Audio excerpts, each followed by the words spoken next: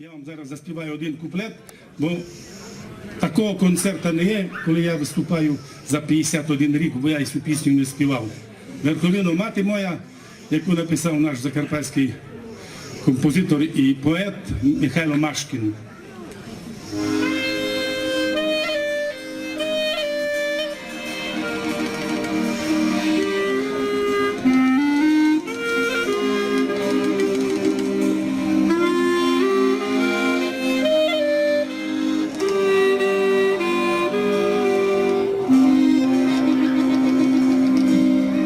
Трембітоньку заграю, заграю заводу, своїм милим рідним краєм розмову поведу.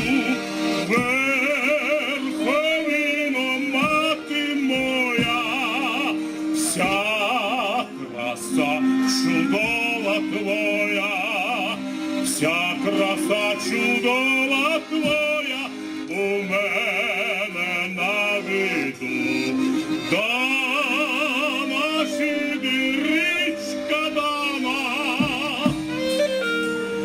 дама, сидиричка, дама.